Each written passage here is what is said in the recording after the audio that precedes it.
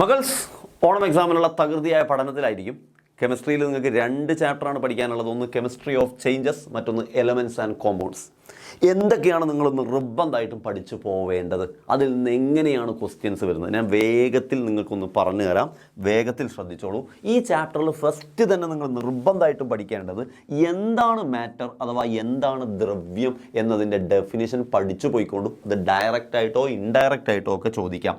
പിന്നെ നിങ്ങൾ നിർബന്ധമായിട്ടും ഈ ചാപ്റ്ററുമായിട്ട് ബന്ധപ്പെട്ട് ഓരോ ടോപ്പിക്കുമായിട്ട് ബന്ധപ്പെട്ട് പറയുമ്പോൾ എക്സ്പെരിമെൻ്റ് നടത്തിയത് തന്നെ എന്തെങ്കിലും പിക്ചേഴ്സ് കാണിക്കും. ആ പിക്ചേഴ്സ് അതുപോലെ ക്വസ്റ്റ്യൻ പേപ്പറിൽ കൊടുത്തിട്ട് ചോദ്യങ്ങൾ ചോദിക്കാറുണ്ട്. സോ അതിൽ നിന്ന് വരാവുന്ന ഈ ചാപ്റ്ററിൽ നിന്ന് വരാവുന്ന ഒരു പ്രധാനപ്പെട്ട ഒരു ചിത്രമാണിത്. നിങ്ങൾക്ക് അറിയുമായിരിക്കും ഈ ചിത്രം എങ്ങനെയാണ് എന്താണെന്നൊക്കെ നമ്മൾ നമ്മുടെ ലൈവിലൊക്കെ പറഞ്ഞിട്ടുണ്ട്. ആർക്കെങ്കിലും കൺഫ്യൂഷൻ ഉണ്ടെങ്കിൽ ഈ ചിത്രമായിട്ട് ബന്ധപ്പെട്ട് വരുന്ന വളരെ ഡീറ്റെയിൽ ആയിട്ടുള്ള എക്സ്പ്ലനേഷൻ നമ്മുടെ ബാച്ചിൽ നിങ്ങൾക്ക് ജോയിൻ ചെയ്താൽ നിങ്ങൾക്ക് അത് കാണാവുന്നതാണ്, അല്ലെങ്കിൽ ലൈവിലൊക്കെ പറഞ്ഞിട്ടുണ്ട്. ഓക്കെ, എനിവേ, സോ ഇത് ദ്രവ്യത്തിന് നിൽക്കാൻ സ്ഥലം ആവശ്യമാണ് എന്നൊക്കെ തെളിയിക്കുന്ന ഒരു എക്സ്പെരിമെൻ്റ് ആണ്. അപ്പോൾ ഈ എക്സ്പെരിമെൻറ്റ് കൊടുത്തിട്ടുണ്ട്. അതുപോലെ മറ്റൊന്ന്, ചെറിയ കല്ല് വെള്ളത്തിലിടുമ്പോൾ വലിയ കല്ല് വെള്ളത്തിലിടുമ്പോൾ എന്തുകൊണ്ടാണ് വെള്ളം മുകളിലേക്ക് ഉയരുന്നത്, അപ്പോൾ ദ്രവ്യത്തിന് മാസ് ഉണ്ട് എന്നൊക്കെ പറഞ്ഞിട്ടുള്ള, ദ്രവ്യത്തിന് നിൽക്കാൻ സ്ഥലമാണ് ആവശ്യമാണെന്നൊക്കെ പറഞ്ഞിട്ടുള്ള കുറേ സാധനങ്ങളാണ് പറയുന്നത്. സോ ഇതുമായിട്ട് ബന്ധപ്പെട്ട ചോദ്യങ്ങൾ വരും. അപ്പോൾ അതും ചിത്രവും ആ ചിത്രവുമായിട്ട് ബന്ധപ്പെട്ട കാര്യങ്ങളും നിർബന്ധമായിട്ടും പഠിച്ചു പോയിക്കോളൂ. അപ്പോൾ ക്വസ്റ്റ്യൻ വന്നാൽ നിങ്ങൾക്ക് ഈസി ആയിട്ട് എഴുതാൻ പറ്റും.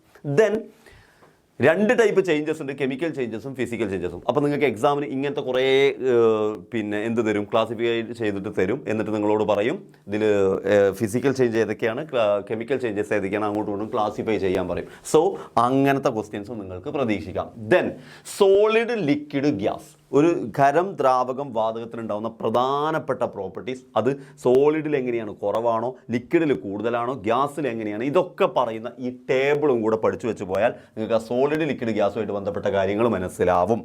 റെഡി? ദെൻ സോളിഡും ലിക്വിഡും ഗ്യാസുമായിട്ട് ബന്ധപ്പെട്ട് താപം കൊടുക്കുന്നത് എങ്ങനെയാണ്, സോളിഡിലേക്ക് താപം കൊടുത്താൽ എന്ത് സംഭവിക്കും, ലിക്വിഡിലേക്ക് താപം കൊടുത്താൽ പിന്നെ താപം പുറത്തു പോയാൽ എന്ത് സംഭവിക്കും. നിങ്ങൾ സിമ്പിളായിട്ട് അത് ഞാൻ വെള്ളവും ഐസും ഒക്കെ വെച്ചിട്ട് പറഞ്ഞു തരാറുണ്ട്. അപ്പോൾ ഐസിന് ചൂടാക്കിയാൽ വെള്ളമാവും, വെള്ളം ചൂടാക്കിയാൽ ആവിയാവും, എന്നിട്ട് നേരെ തിരിച്ച് വെള്ളം തണുപ്പിച്ചാൽ ഐസാവും എന്നൊക്കെ പറയുന്ന കോൺസെപ്റ്റ് വെച്ചിട്ട് ഇതും നിങ്ങൾക്ക് നോട്ട് ചെയ്ത് വെക്കാവുന്നതാണ്. പിന്നെ ഈ ചാപ്റ്ററിൽ വരുന്നത് കുറേ ടൈപ്പ് റിയാക്ഷൻസ് പറയുന്നുണ്ട്. അതിലൊന്നാണ് തെർമോ കെമിക്കൽ റിയാക്ഷൻസ്.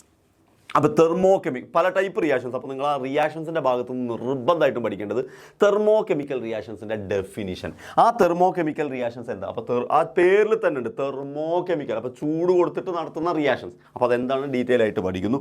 ദെൻ ആ ചൂടുമായിട്ട് ബന്ധപ്പെട്ട് നടക്കുന്ന റിയാക്ഷൻ തെർമോ കെമിക്കൽ ആണെങ്കിൽ ചൂട് കൊടുക്കുമ്പോൾ അത് എൻഡോതെർമിക്കും, ചൂട് പുറത്തു പോകുമ്പോൾ അത് എക്സോതെർമിക്കും. അപ്പോൾ എൻഡോതെർമിക് എന്ത്, എക്സോതെർമിക് എന്ത്, എക്സാമ്പിൾ അടക്കം പഠിക്കണം. കാരണം ഈ എക്സാമ്പിൾസ് എല്ലാം ടെക്സ്റ്റ് ബുക്കിൽ പറയുന്നതാണ്. സോ നിങ്ങൾ പഠിക്കുമ്പോൾ ഡിഫറെൻറ്റ് ടൈപ്സ് ഓഫ് റിയാക്ഷൻസ്, പല തരത്തിലുള്ള റിയാക്ഷൻസ് പഠിക്കുമ്പോൾ ഓരോ റിയാക്ഷൻസിൻ്റെ ഡെഫിനിഷൻ എന്താണതെന്നും അതുമായിട്ട് ബന്ധപ്പെട്ട് വരുന്ന എക്സാമ്പിൾ. കാരണം എക്സാമിന് എന്തായാലും ഒരു റിയാക്ഷനുമായിട്ട് ബന്ധപ്പെട്ട് ഇങ്ങനെ ഡീറ്റെയിൽ ആയിട്ട് പറയും. ഇന്ന കുട്ടി ഇന്ന പരീക്ഷണം നടത്തി, അപ്പോൾ അവൻ കണ്ട മാറ്റം എന്ത്, ആ ടൈപ്പ് റിയാക്ഷനെ വിളിക്കുന്നത് എന്ത്, ഇങ്ങനെയാണ് ക്വസ്റ്റ്യൻ വരിക. ക്വസ്റ്റ്യനൊക്കെ നമ്മൾ പറഞ്ഞിട്ടുണ്ട്. സോ അത് പഠിക്കണം. സോ അത് ക്ലിയർ അല്ലേ? ദെൻ നിങ്ങൾ പഠിക്കേണ്ടത് മറ്റൊരു ടൈപ്പ് റിയാക്ഷനാണ് പ്രകാശരാസ പ്രവർത്തനം. നമ്മൾ ലൈറ്റുമായിട്ട് ബന്ധപ്പെട്ട് നടത്തുന്ന പ്രകാശരാസ പ്രവർത്തനങ്ങൾ അഥവാ ഫോട്ടോ കെമിക്കൽ റിയാക്ഷൻസ്. അപ്പം പ്രകാശരാസ പ്രവർത്തനങ്ങൾ എന്താണെന്ന് പഠിക്കണം, ഫോട്ടോ കെമിക്കൽ റിയാക്ഷൻസ് എന്താണെന്ന് പഠിക്കണം. ദെൻ തെർമോ കെമിക്കൽ റിയാക്ഷൻസ് എന്താണെന്ന് പഠിക്കണം. തെർമോ കെമിക്കൽ റിയാക്ഷൻസ്, താപരാസ പ്രവർത്തനങ്ങൾ എന്താണെന്ന് പഠിക്കണം. വീണ്ടും പറയുന്നു, വെറുതെ പ്രകാശരാസ പ്രവർത്തനം എന്ന് പഠിച്ചാൽ പോരാ, പ്രകാശം അപ്ലൈ ചെയ്യുമ്പോൾ വരുന്ന റിയാക്ഷൻസ് ഏതൊക്കെ എക്സാമ്പിൾ പഠിക്കണം. നമ്മൾ മിന്നാമിനിങ്ങിൻ്റെ എക്സാമ്പിൾ പഠിച്ചിട്ടുണ്ട്, ഫോട്ടോസിന്തസിസ് പഠിച്ചിട്ടുണ്ട്, പ്ലാന്റ്സ്, പിന്നെ ചെടികൾ ഭക്ഷണം ഉണ്ടാക്കുന്നതിനെ കുറിച്ച് പഠിച്ചിട്ടുണ്ട്. ദെൻ വൈദ്യുത രാസ പ്രവർത്തനങ്ങൾ അഥവാ ഇലക്ട്രോ കെമിക്കൽ റിയാക്ഷൻ, അതും പഠിക്കണം. എന്താണ് ഇലക്ട്രോ കെമിക്കൽ റിയാക്ഷൻ, എന്താണ് വൈദ്യുത രാസ പ്രവർത്തനം, അതുമായിട്ട് ബന്ധപ്പെട്ട് വരുന്നതാണ് ബാറ്ററി. എക്സാമ്പിൾ പഠിക്കുമ്പോൾ നിങ്ങൾ ഓർത്ത് വെക്കേണ്ടതാണ് ബാറ്ററിയിൽ നടക്കുന്ന റിയാക്ഷൻ അതാണ്, അത് നിങ്ങൾക്ക് അറിയണം. ദെൻ അങ്ങനത്തെ ടൈപ്പ് റിയാക്ഷനൊക്കെ പഠിച്ച് കഴിഞ്ഞാൽ നിങ്ങൾക്ക് ചിലപ്പോൾ ഇങ്ങനത്തെ ക്വസ്റ്റ്യൻസ് പിന്നെ നിങ്ങൾക്ക് ക്വസ്റ്റ്യൻ പേപ്പറിൽ കാണാൻ പറ്റും. എന്തുകൊണ്ടാണ് ചില മരുന്നുകൾ ബ്രൗൺ കുപ്പികളിൽ സൂക്ഷിക്കുന്നത്. അപ്പോൾ നമ്മൾ പറയും ബ്രൗൺ കുപ്പികളിൽ സൂക്ഷിച്ചിട്ടില്ലെങ്കിൽ ലൈറ്റ് വന്നിട്ട് വേറെ ട്രാൻസ്പെറൻ്റ് ആണെങ്കിൽ ലൈറ്റ് വന്നിട്ട് തട്ടിയിട്ട് റിയാക്ഷൻ നടക്കുകയും മരുന്നിൻ്റെ ആകെ എഫക്റ്റൊക്കെ പോകാനും ചാൻസ് ഉണ്ട് എന്നൊക്കെ നമ്മൾ പറയാറുണ്ട്. സോ സിൽവർ നൈട്രേറ്റ് സുതാര്യമായ കുപ്പികളിൽ സൂക്ഷിക്കാറില്ല.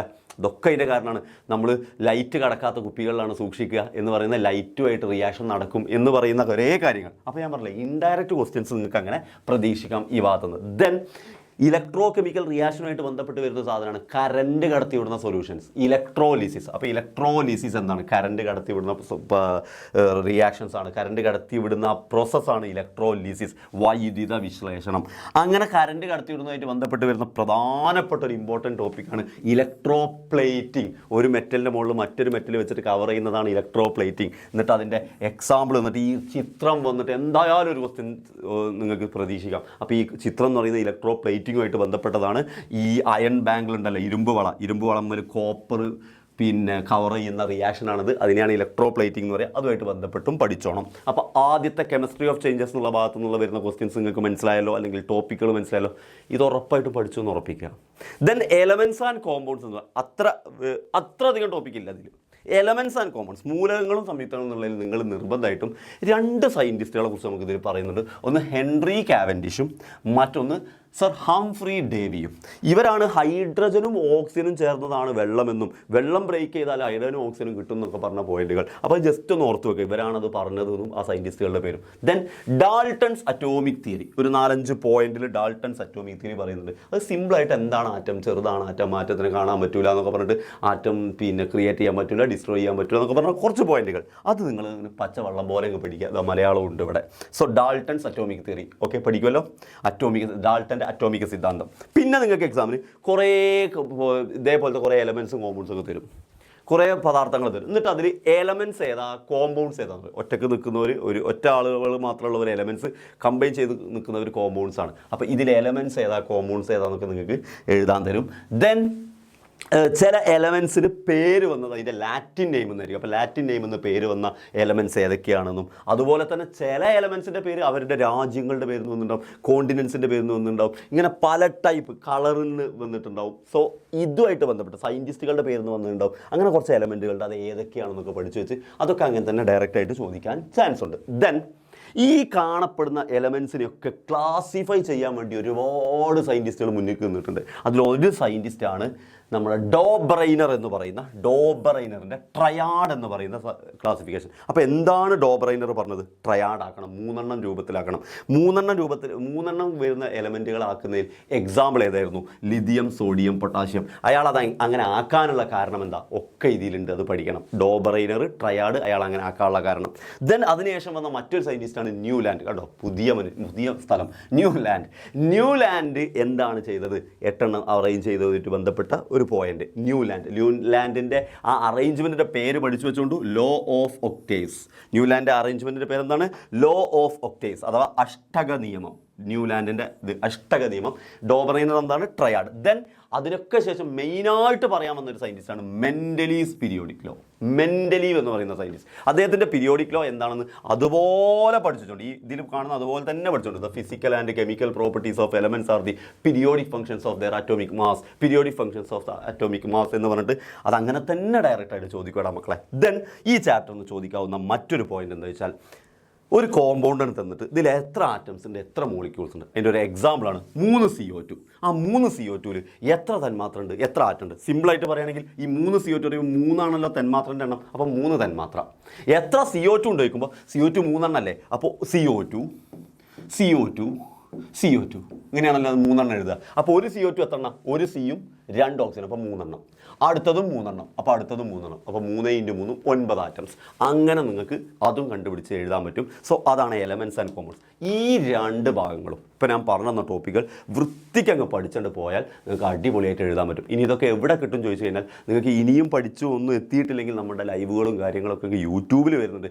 അല്ല അതിലും ഡീറ്റെയിൽ ആയിട്ട് കുറേ ക്വസ്റ്റ്യൻസ് ഒക്കെ ചെയ്ത് പഠിക്കുന്നുണ്ടെങ്കിൽ നമ്മുടെ ബാച്ചിൽ നിങ്ങൾക്ക് ജോയിൻ ചെയ്ത് കഴിഞ്ഞാൽ അടിപൊളിയായിട്ട് പഠിക്കാം. ഇനിയിപ്പോൾ ഓണം എക്സാമിൻ്റെ സാധനത്തൊന്നും പഠിച്ചെത്തിയില്ലെങ്കിൽ ഇനി അടുത്ത എക്സാമിനൊക്കെ നിങ്ങൾക്ക് ഹെൽപ്ഫുൾ ആവുന്ന രൂപത്തിൽ പഠിച്ചെടുക്കാൻ പറ്റും. കാരണം ഇതൊക്കെ വൃത്തിക്ക് നമ്മൾ പഠിപ്പിച്ചു കൊടുക്കുന്നുണ്ട്. അപ്പോൾ ഇനിയും ആരെങ്കിലും ജോയിൻ ചെയ്തിട്ടില്ലെങ്കിൽ നിങ്ങൾക്ക് ജോയിൻ ചെയ്യാനുള്ള അവസരം കൂടിയാണ്. സോ മറക്കണ്ട, ഇത്രയും ടോപ്പിക്കുകൾ പഠിച്ച് അടിപൊളിയായിട്ട് പോയിക്കൊള്ളുക.